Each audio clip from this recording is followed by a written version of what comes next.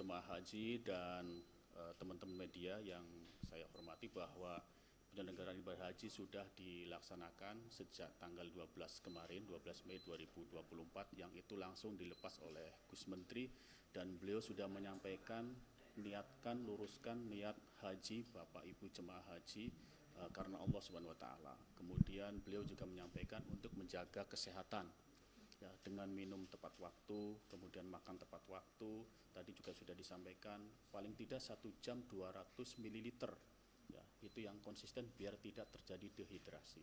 Kemudian dalam konteks menjaga kesehatan juga teman-teman jemaah haji supaya mengatur irama ibadahnya, karena ini masih baru tiba di Madinah ya, baru melaksanakan ibadah sunnah. Sementara ibadah rukunnya atau hajinya itu masih lama, masih butuh waktu pada saat Arafah. Oleh karena itu harus atur iramanya, karena masih sunnah, menyelenggarakan sunnah, diatur sesuai dengan kekuatan kondisi fisik. Jangan sampai kita lemah sebelum hajian itu atau mencapai haji itu dilaksanakan di Arafah itu.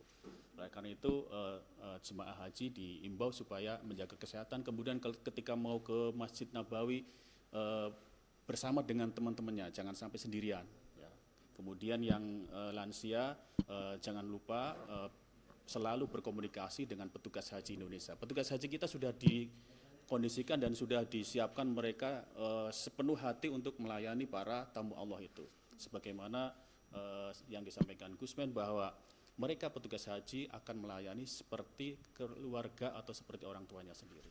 Hingga hari ini sudah ada berapa yang tiba di Arab Saudi dan apakah ada keluhan kesehatan Pak dari sejumlah jemaah yang sudah tiba? Hari ini sudah ada sekitar 4.500 orang ya, yang terbagi dalam 11 kelompok terbang ya. Itu yang sudah tiba di Madinah, di Madinah sebagai gelombang pertama ya. Jadi 4.500 dalam 11 kelompok terbang. Kemudian yang untuk hari ini diberangkatkan ada 23 kelompok terbang dengan jumlah sekitar 9.070 orang jemaah haji Indonesia.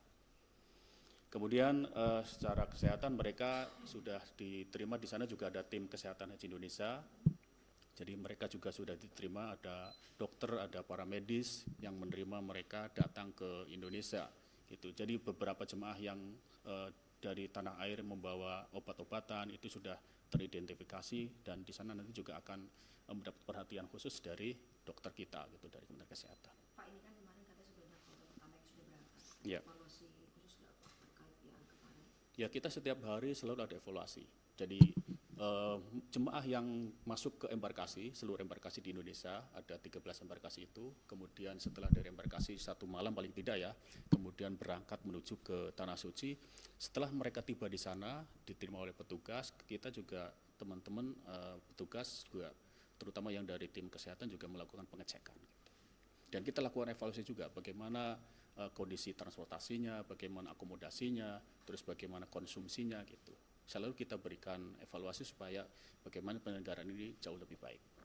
Pak, berkaca dari hari ini kan Pak, kalau kita lihat ada beberapa yang ke embarkasi dulu, terus ada beberapa yang ke bandara. Mungkin ada alasan khusus Pak? Dan seperti apa persiapan kalau langsung ke bandara Pak? Nggak ada, seluruh jemaah ya itu semuanya masuk ke embarkasi. Ya, seluruh jemaah semuanya masuk ke embarkasi. Kemudian mereka akan menerima living cost ya, atau menerima rial ya. Kemudian setelah itu ada diterimakan gelang itu, dan mereka terus akhirnya diberangkatkan menuju bandara. Kita ada 3 fast track ya, di Jakarta, kemudian di Solo, kemudian satunya di Surabaya. Nama saya Jainus Solihin, asal dari Kabupaten Tangerang. Pak, kalau boleh tahu ini berapa tahun nih masa tunggunya hingga akhirnya hari ini? Saya daftar 2012, sekitar 12 tahunan dah. Nah, 12 tahun, ini akhirnya gimana pada akhirnya setelah 2 tahun, alhamdulillah. Alhamdulillah bisa berangkat ke Tanah Suci. Gimana nih Pak rasanya pada akhirnya selama 12 tahun, akhirnya alhamdulillah hari ini bisa Pak. Ya rasanya seneng lah, kayak mimpi aja. Kalau boleh tahu Pak Jain sendiri, ini haji bersama dengan siapa aja? Haji alhamdulillah dengan keluarga, dari istri, adik ipar, sama mertua. Karena kan nanti ada 40 harian ya, misalnya ibadah. Persiapannya Bapak sendiri gimana nih Pak untuk ibadah? Ya mudah-mudahan lah sehat selalu dan bisa beribadah dengan lancar dan amin. Yang dilakukan apa nih Pak? Apakah olahraga dulu atau persiapan hal yang lain? Ya olahraga, alhamdulillah selain olahraga dan persiapan jati diri dulu apa? Diri supaya sehat lah gitu aja. Kalau Bapak sendiri ini akhirnya kan bisa di asrama Pondok Haji Iya. yang menginap semalam. Ini prosesnya selama ini mengalami ini gimana Pak prosesnya? Apakah mudah atau berjalan? Alhamdulillah sih lancar aja, mudah. Tadi juga berangkat dari Kabupaten Tangerang sih, alhamdulillah lancar. Untuk pertanyaan saya, harapan Bapak selama 40 hari nanti ibadah haji di sana bagaimana? Ya semoga-moga ibadah lancar dan menjadi haji mabrur gitu aja. Ya, pemirsa, memasuki periode keberangkatan calon jemaah haji asal Indonesia, di Asrama Haji Pondok Gede pun juga sudah mulai kedatangan sejumlah kloter calon jemaah haji yang berasal dari DKI Jakarta dan juga Banten.